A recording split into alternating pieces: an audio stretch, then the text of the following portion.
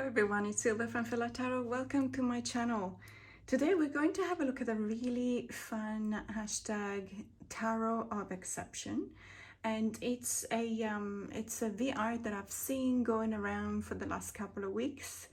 I could track down the original and I'm going to make sure to link it in the description box below. It was from Tara at Cozy Core Craft. I have kept a couple of prompts Tara used as well, and then I added a couple of more, or I replaced a couple of those ones that were not necessarily defining the categories for me. So it's fun because this is actually something that I keep on saying. I'm very black and white sometimes in my statement, and I realize that. But the decks that I'm going to show you today are actually decks that make me a liar. Simply because I generally start the sentence by saying, I really don't like a deck that ... But then again, you know, perhaps I see a deck that does exactly that thing that I just said that I don't like, and I buy it anyway because for some other reason I really fall in love with it. And you know, and there's always one thing that is more important, that I like so much, and it's more important than the thing that I don't like about that deck. So let's just have a look, because there's obviously a lot more than this, and I'm just loving today being able to use my Halloween decoration, because it is a really cool spooky season here in Australia as well. I have to say, Australia has really upped their games when it comes to Halloween this year, and everyone is happy about it. So let's have a look. So the first prompt of this VR by Tara was Anthropomorphic Animals decks. So basically these are decks where there's animals depicted as if they were humans, and she specifies that for her that's particularly bad, let's say, when in the same card you can have this animal that is you know, depicted as if they were human together with an actual animal. I would have to agree 100% with that, and I said that many times in my channels. My brain doesn't commute with that. I just really feel like there's something wrong. Even though I have to say, of course, if I look at my collection, I have bought tarot decks and oracle decks like that. And it's also because it does happen a lot of times, doesn't it? There might be this really beautiful, very cute animal deck, and in some cards, animals do things that are more proper for humans rather than for animals, but you're just willing to close an eye on that because you believe that there's so many good things about that deck in specific that you just want that deck. In this case, it has to be The Trickster's Journey by Jia Sung. Now this deck is well, it's been very, let's say, it hasn't received a lot of love when it comes to my collection, because it so happens that, first of all, as you can see, I always had a little bit of trouble using the tuck box. For some reason, it's always given me a bit of trouble opening it, but especially when I put the cards back in. And for that reason, I would generally, you know, buy a bag and use a bag for it, but I haven't as yet. Now this deck doesn't necessarily show you an anthropomorphic animal in each and every card, but it does talk about the story of the king, the animal king, which is a monkey, the monkey king.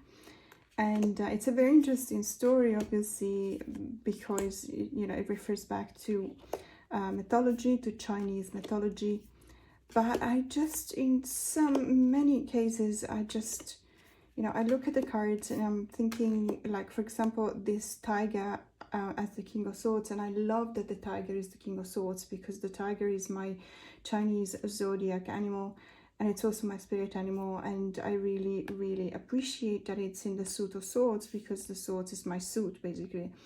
I have a lot of hair in my birth chart, But generally speaking, I wouldn't necessarily like to see a tiger, you know, being dressed like that. Or for example, this bird, I'm assuming, definitely a bird, playing the Chinese traditional instrument like that. So it's a matter of just getting to the point in which you find a compromise. So is the ick factor, is it stronger than the wow factor or not? Because if it is, then of course it's a no-no for me. But when the wow factor is actually stronger than the ick factor, then in that case I really don't mind. And what happens, and I generally notice that happening more and more often with these type of decks, is that I tend not to focus on the fact that these are animals dressed like men, like humans. And I just pay attention to the, let's say, the legend behind it, the myth behind it, the story, and in many cases, stories, legends, and myths, they do portray animals doing things like humans, right? They are hero animals, you know, they fall in love, etc. So it is not as strange. If you think of it that way, it is not as ick.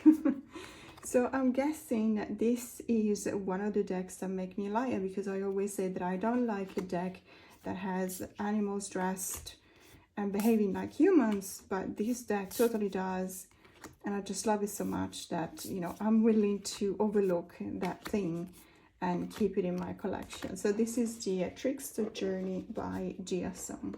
So the next prompt is oracles with no keywords, and that is such a deal breaker for me that I actually don't have any oracles still with no keywords, and I do have a couple that came without keywords, but I actually added them in.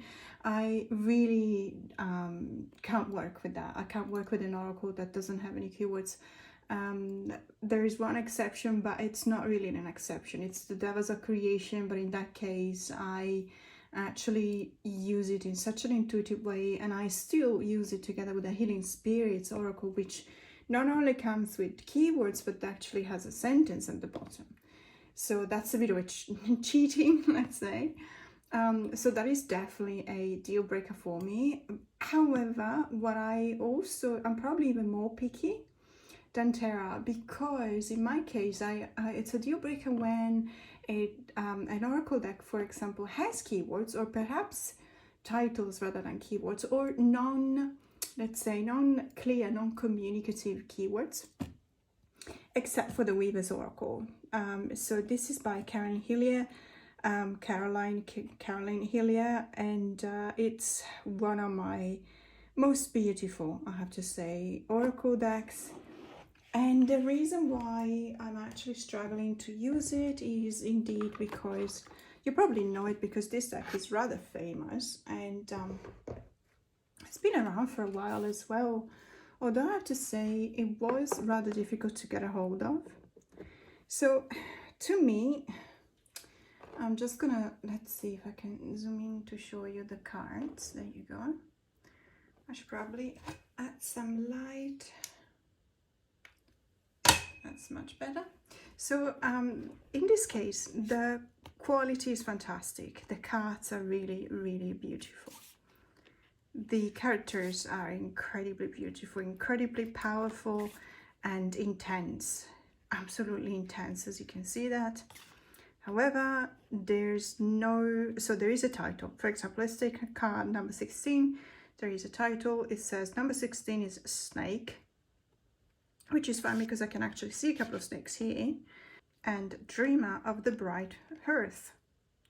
So I can sort of understand what this is in reference to, but this is not a communicative, this is not an explanatory kind of keyword. Perhaps Lament, the Illuminated Woman, is more understandable. It taps into my own intuition a little bit more. Broken for sure, Shaman Waver of Desert. But then again we go to Snow, Weathered Woman of the Skin Mask. And I just really have to, you know, read the book and And that's one of the reasons why it is a bit of a deal breaker for me. Even when there are no keywords at all, I just stopped buying them. And I do that because even though I look at them and I fall in love with them, and there's one in particular that was so beautiful, and it was the Alphonse Mucha Oracle by Los Carabel. Really gorgeous artwork based on Mucha. But the problem was that there were no keywords, nothing, just the numbers on the cards. And obviously you had to go back and forth between the book, the guidebook, and the cards. And that was such a deal breaker for me. And for some reason, I just not only could not really memorize the keywords for each and every card, because it wasn't a big deck. You know, Los Carabel oracles are not that chunky. But there were stories that, to me, they didn't make sense with the keywords associated. So I was going back to, you know, I was taking a number, I was going back to the guidebook, I was reading the story, and then looking at the keywords and thinking to myself, I'm never going to memorize this, because my brain needs, let's say, to make association in order to be able to memorize as many things as I do. And associations you can only memorize and visualize associations that make sense to you, but if they don't make sense to you, you have to find different ones. That's the way the brain works. And I remember thinking to myself, that's a very interesting guidebook, because it's always very interesting to me whenever there's something related to how the brain works. And you know, because it's someone else's brain, obviously for them those associations made total sense, because otherwise they would not have written a guidebook with those. But I was talking to others in the tarot community, and they were saying exactly the same thing. You know, those keywords just don't make much sense at all. And so I just decided to rehome it. And then I thought to myself, you know, I'm not gonna fall for it ever again. You know, if there's no keywords, not even title, but mostly if there are even keywords that are not intuitive, or that just don't do that for me, I'm just gonna rehome the deck, if I even get to the point of buying it. But in this case, it's definitely an exception, because it is just too beautiful. This deck is literally just too beautiful to you know, give it to someone else, because and I keep on thinking to myself, I will find a way to use it, I will find the right space for it. It's such a pity that I haven't as yet, but I want to dedicate some time to it, and especially because the guidebook is so interesting as well. So the prompt was oracles with no keywords, and this is the Weaver's Oracle. And the next prompt, which actually is, for me, is made up, I'm actually adding that to the list of Tara's prompts. This is regarding model-based decks. You know what I mean? Like super duper beautiful people decks. So beautiful, in fact, that they look completely made up. They don't look real. They don't look like they actually live in this world. And they don't resonate at all with me, or with, well, the majority of the population, really. And so I tend to avoid those decks. However, the Mythos Tarot, I have to say, I just got it recently because I went to the Mind, Body, Spirit Festival in Sydney, and there was the Rockpool stand, and they were selling this. And I don't know whether it's already been released, you know, in the States or in Australia even. But I was lucky enough to get my hands on it. And I started looking at the cards, and I was thinking, oh my goodness, is it too pretty? Is it too beautiful? They all look perfect. They do. They all look perfect. I mean, look at this. There is diversity, thankfully, in body shape and age and ethnicity and ability, maybe, probably not. I'm not too sure.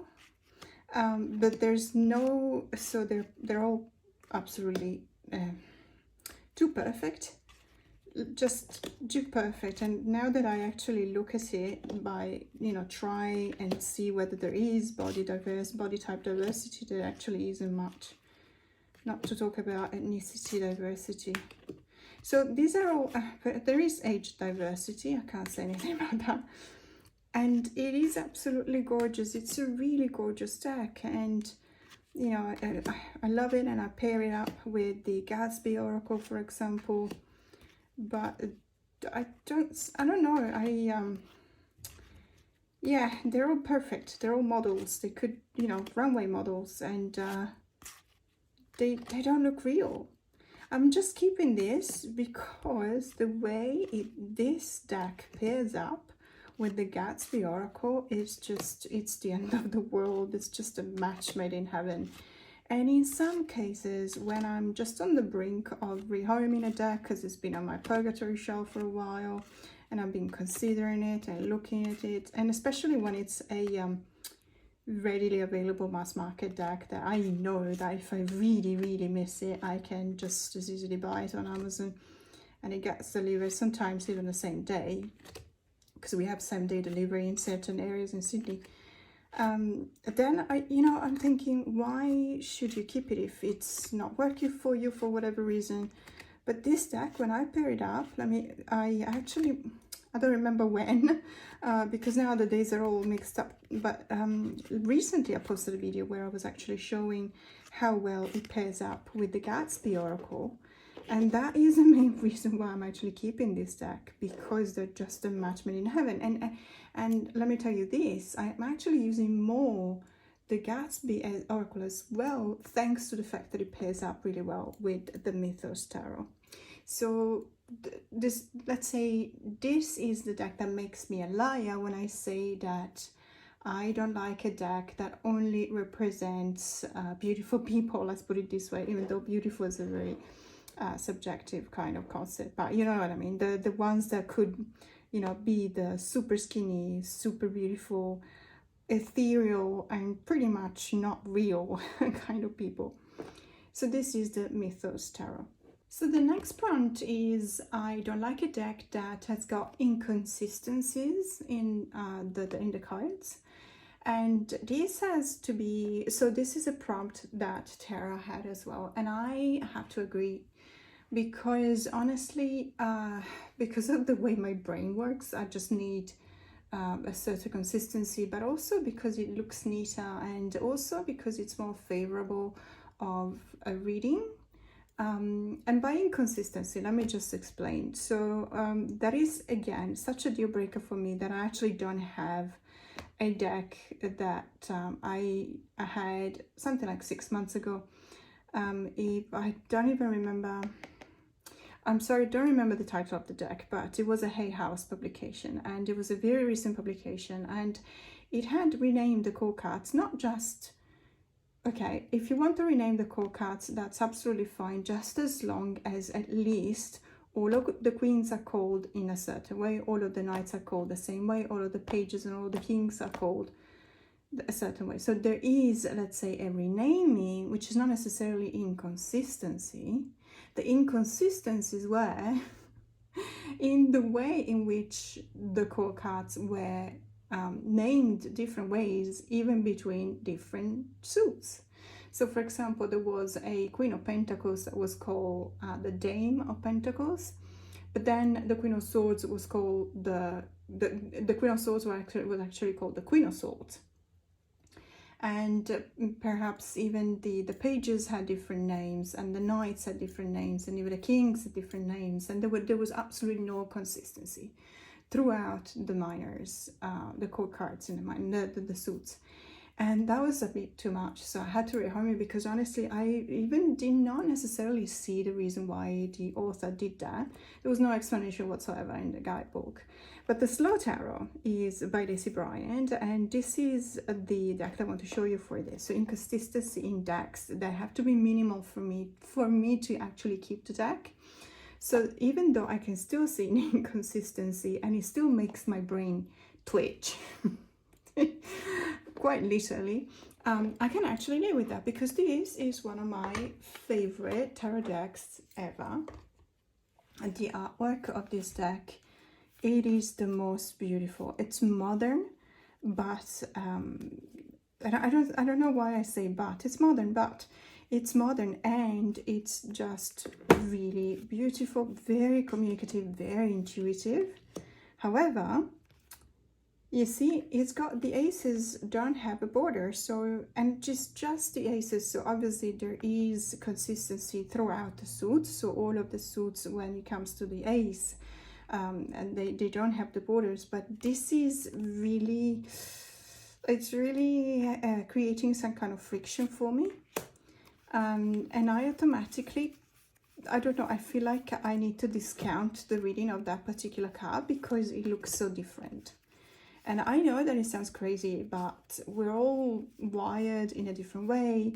You know, our brains work in a different way, so it's kind of obvious that what works for someone might not work for someone else, and the opposite is true. And it's just, if it doesn't, you know, it makes no sense to me at all. I understand that obviously they want to refer back to the fact that aces are at the beginning of the suit, and I don't have the guidebook for this deck, so perhaps there's a reason, and perhaps it's a very valid reason. And as I said, this deck is still with me, and it's very secure with me because I will never rehome it, because I really love it. But these 4 cards, even though they are beautiful when you look at them like that, I really like them. And it is easy to see that that's the Ace of Wands and Swords and Cups and Pentacles or coins. However, I don't necessarily see why they would have to remove the borders just on these cards.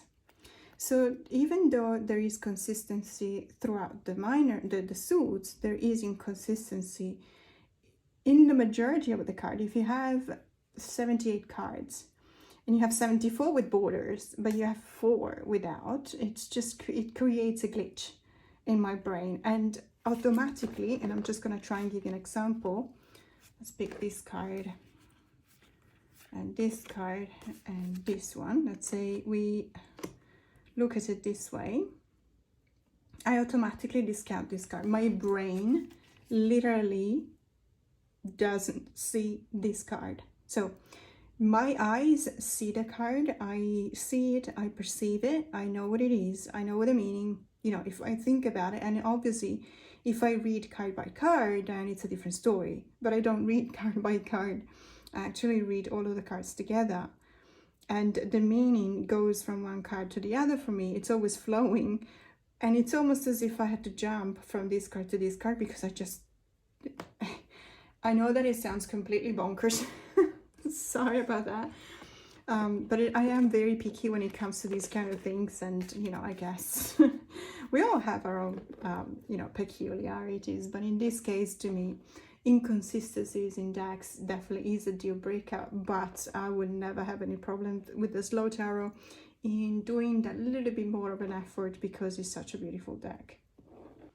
And the next prompt, which wasn't in the original video, but I added it myself, I don't like an abstract deck. However, the exception I'm making in this case is for Tarot as Color.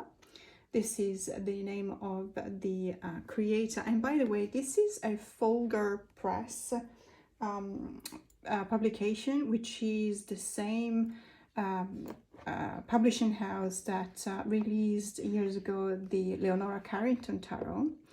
And according to their latest newsletter, they are going to reprint it. So just for you to know, if you missed out on the Leonora Carrington Tarot, the major arcanas, it's going to be reprinted hopefully soon. But the announcement was like a month ago, and then crickets. So hopefully they'll, you know, they will actually end up reprinting it. So I don't like abstract decks. I only have one, and the reason why I am making an exception for this deck is because this deck is meant to be a deck for reflection, for meditation, and that's the reason why I'm actually keeping it. And I not just keep it, but I actually really enjoy it and really like it. At the beginning, I actually tried pairing it up with a few Oracle decks, and I think the pairing with the Crystal Grid Oracle was somewhat successful. However, I just realized that I was trying to cheat, in the sense that I was trying to make this work as a normal tarot deck that I would use, you know, pairing it up with an Oracle deck. But that's something that I shouldn't be doing. If this deck, the reason behind my purchasing of this deck was that I felt at one with the cards, and I felt like I really could do some interesting work on meditation and perhaps, you know, personal growth. I should not be using it for a different purpose. If it came into my collection with that purpose, then I should stick to that. And so here I am. I mean, it made me a liar because obviously I always said I don't like abstract decks, but on the other hand, I do have it and it will stay in my collection because I really like it. But it also is because it's got its own space in my practice, and it's not necessarily a space where the fact that it's abstract will distract me. So that's the reason why I, generally speaking, don't like abstract decks, because they really lift me off the reading. So if I'm doing whether it's a Celtic cross spread or any other type of spread, I really like it when I can flow with the card, when I can walk, you know, from one card to the other. And in this case, I would definitely have to focus on it because I can't recognize them. I don't know that this is the Nine of Cups unless I keep on using it, and I'll try and memorize the image. But is that really the point of this deck? It's not, because the artist herself is clearly saying that this was, you know, made for meditation. So it's a beautiful deck. It's absolutely beautiful. And I'm really happy that I've got it. But yeah, it makes me, you know, it's the exception to the rule because I generally would not buy an abstract deck.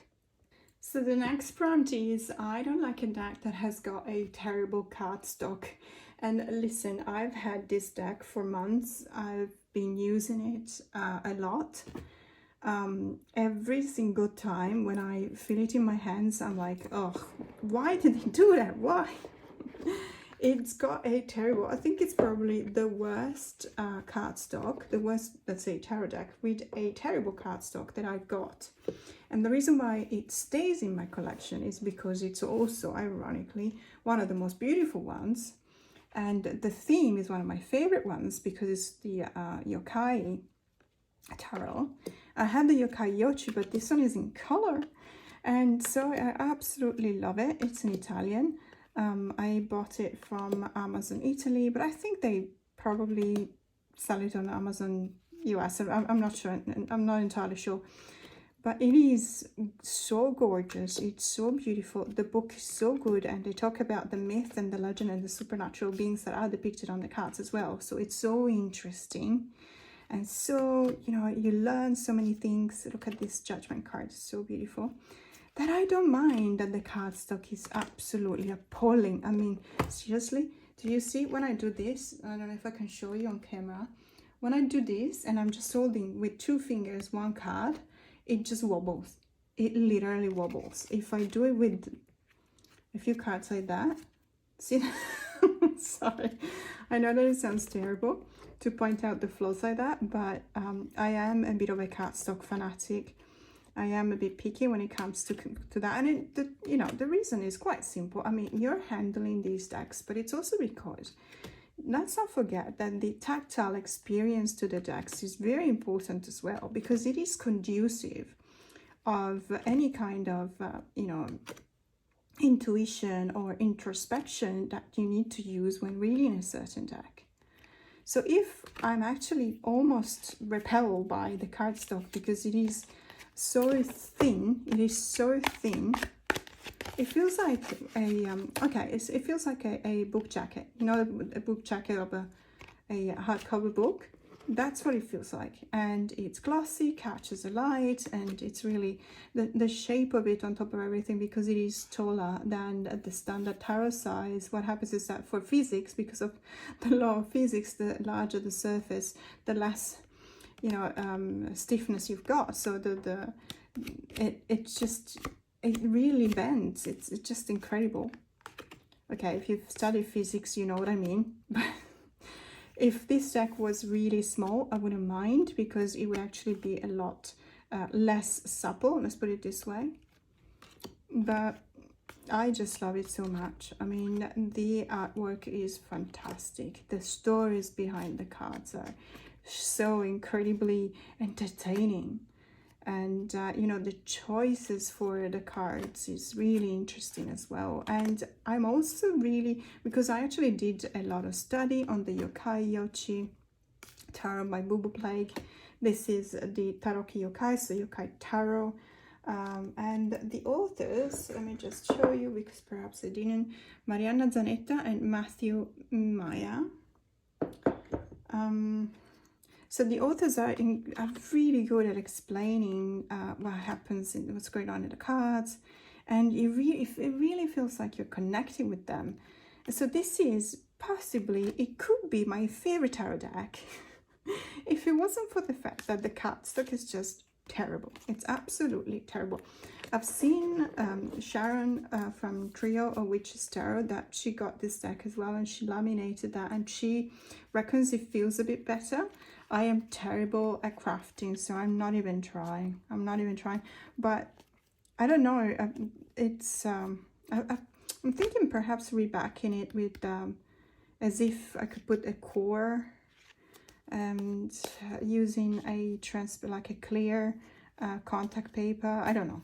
In any case, this is a really gorgeous deck, but it's got a terrible cardstock. And so it's making me a liar, because this is the only exceptions. Whenever I feel that there's a deck that has got terrible cardstock, it doesn't stay long in my collection. And I know that it makes me sound really picky, but I do read with tarot a lot. And I just need to have a certain kind of tactile experience and tactile feel with the decks. And if I don't, then I actually honestly think and feel that I'm not tuned in. And, you know, let me know what you think, because I know I cannot be the only one. Come on. Let's have a look at the next prompt. So the next prompt is, I don't like a deck that uses a lot of stock images, but I make an exception for this one, which is the Earth and Born Oracle by Syrian Shadow. This deck by Rockpool, not the original indie deck. This is a really gorgeous deck.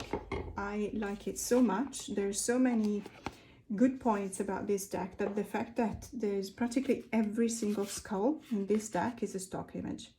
Not just that, but they're literally, let's say it's the same skull on the same 4 or 5 skulls, and they're literally just, you know, perhaps they're mirrored, or perhaps they're using a different angle, or perhaps they're slightly modified digitally. But it is, once you see that, you can't unsee that.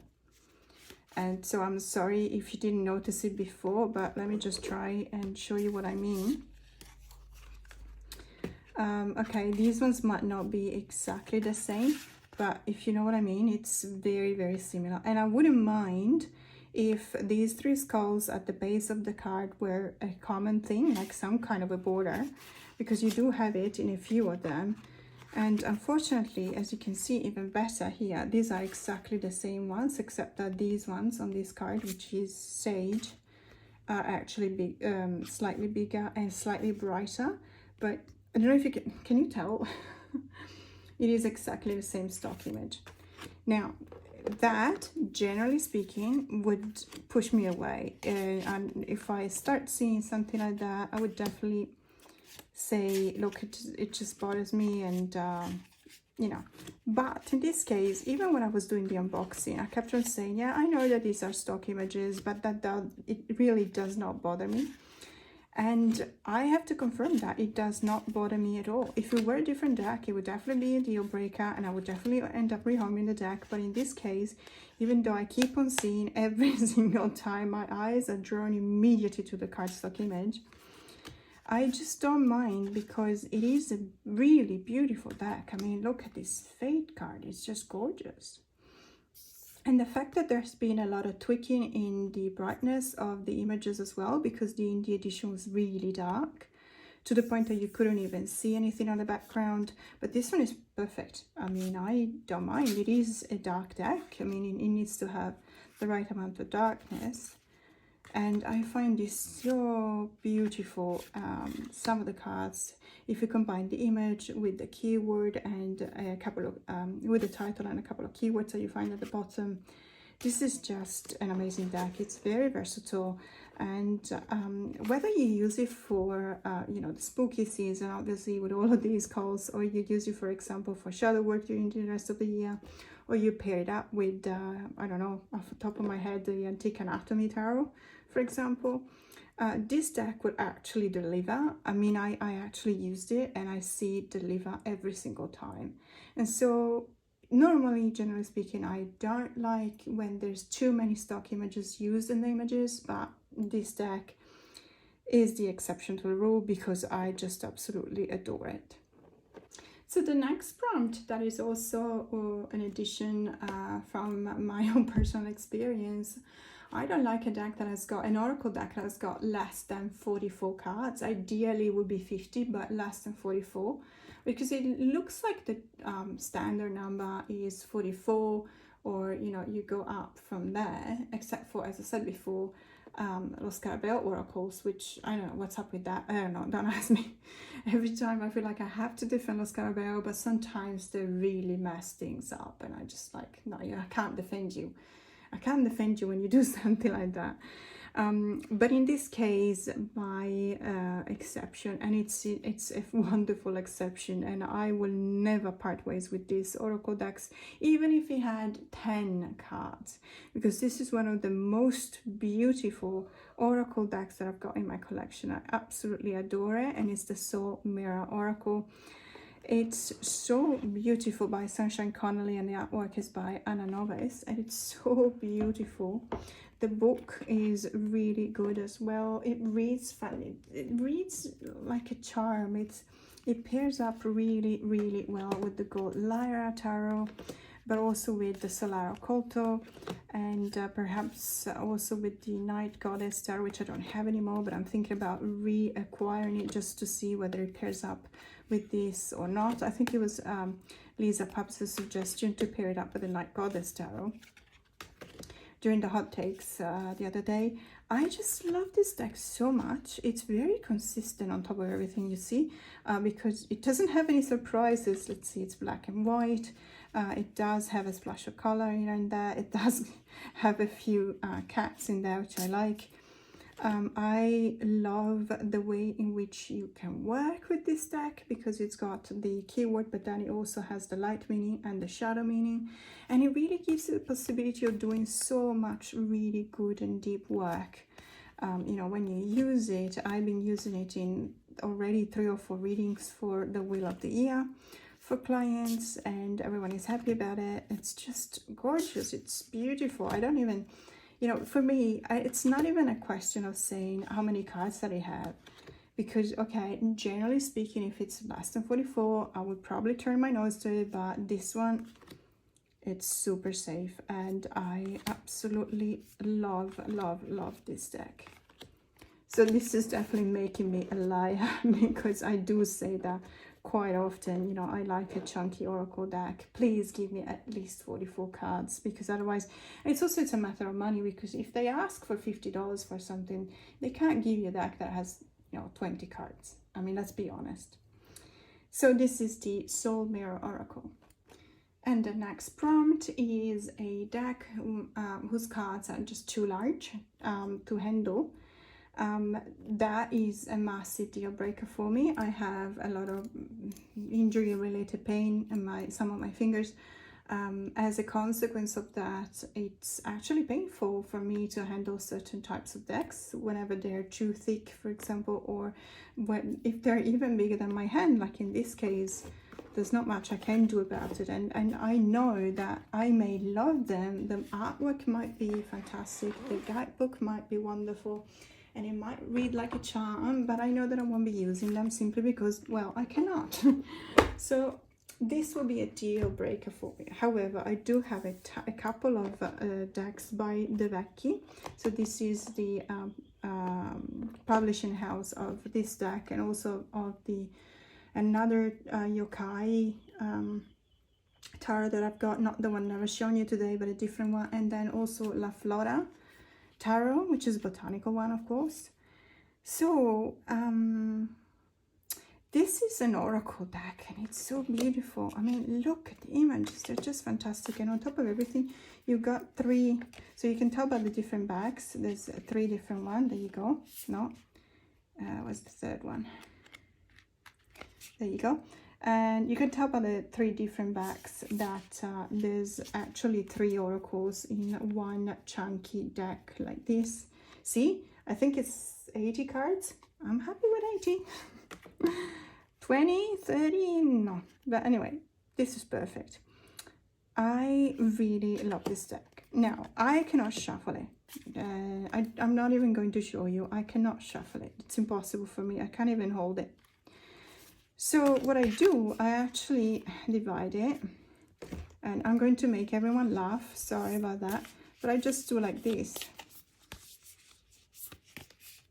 So this is the only way that I can shuffle it. Or something else, for example, if you are familiar with the wash-up methods, that could be an option, but that ends up with a lot of reversals. And this oracle deck, I actually prefer to not read reversals in general, but in specific with oracle decks, I do believe that reversals should be known, but not pushed. So I just do like that. Or in other cases, if I really want a really good kind of shuffle, then I just, and it takes a long time, and just do like this. Perhaps, I don't know, I make piles, something like 10 piles, and then I go like this, and then I put it here, and then here, and then here. And this will ensure that there is a lot of, you know, combinations, not just, you know, one card. No, there won't be any sequential cards this way. It's impossible. It's mathematically impossible. Obviously now I'm taking 2 at a time because I want to be quicker. But then once I'm done with 10 piles, for example, I would take the last pile, and then I would just do this again with 9 piles, and then I would pick the 9th pile, and then I would do it again until I'm just down to 2, and then I would just put them together. So this is a way that I have to look at this card. How cute. And by the way, that my cat, if you hear some noises in the background, my cat thinks that it's food time, but it's actually not. So he's getting very upset because he thinks that I'm neglecting him, which is impossible, because the moment he thinks that I'm neglecting him, then he's throwing a tantrum. So it's impossible to neglect him for long. But this deck is really beautiful. It pairs up really well with a number of decks, tarot decks. It pairs up really well, for example, with the jumbo version of the Honasa House tarot deck. It also shares some of the colors in the color palette. Look how beautiful it is. I love the guidebook, love everything about it, and that's the reason why I am willing to make an exemption for this deck, even though I cannot shuffle it. And when I do shuffle it, when I do the stacking up on the piles, as you've seen, it takes ages to do that, but I don't mind because I love this so much. And the last prompt, and it's going to be very quick because my cats are literally stalking me now. So I don't like a round deck, and I've said this probably since my first video, or one of my first videos, when I was showing this deck, which is Bios Carabao's The Circle of Life Tower. However, it's an older edition from the Circle of Life, which means that no one had complained yet. And so these cards do not actually come with the dot on the back. That will, you know, when you look at it, you know that the dot is at the indicates the top side of the card. So these ones have absolutely no way to determine which side is up, which side is down. And I absolutely love the artwork. It is magnificent. There you go. I always have to, where is it? Where's the outside? It is really beautiful. Such an amazing deck. It's got a very strong fairy or fae kind of energy to it. It is the Circle of Life though, so it's got a lot of the concept of continuity and rebirth. And I really love the fact, I understand the concept of the circle signifying the continuity of life, and I really appreciate it. However, I just cannot compute this, just not working for me. And I don't have any round deck. I would love to have, for example, King Kranz's archetype deck, because I really like the fact that there's so many archetype. You can do a lot of really good work with that, but I wouldn't be able to use it. I actually had it, couldn't use it, rehomed it. There's another deck that I really like, and that's a Cantigy Oracle. And you know, I got it, and the day after I was already regretting the purchase because I couldn't use it. Look how beautiful though this deck is. It's really gorgeous. So well, for the Cantigy, it's not necessarily a problem because I know that the French edition is actually square. So I think eventually I will buy the French edition of the Cantigy. But this is literally the only round deck that I've got. And the only reason why I'm making an exception to the rule, very strict rule, is because of the artwork. Because I don't think I have any fairy energy deck that is as beautiful as this one. Or perhaps I do. A couple of decks are really gorgeous. But this is really amazing. And I guess it's also really good reader. It's a sharp reader. I really enjoy using it, but I don't use it for clients because I will look very unprofessional every time I pick a card going, you know, like this all the time. So I don't use it for clients, and I just use it for myself. This is one of the most beautiful hermits, and on top of everything, I don't know if you can see it from this card. I don't know whether it's just my edition, perhaps it is, but it's off center. Many cards are actually printed off center, which is already quite annoying in a standard tarot card shape. But when you got a round one, it's even worse. So there's you know, that's one of the reasons why I really cannot deal with a round deck, although this one works perfectly, doesn't it? As a 5 of Cups. So this deck is the exception to the rule because I love the artwork so much. Now that was it for today. That was 10 prompts, and thank you so much for staying with me till the end of this video. Hope you enjoyed it. Let me know what you think in the comments below. I always really appreciate when you guys let me know what you think. And more to come. Have a great day.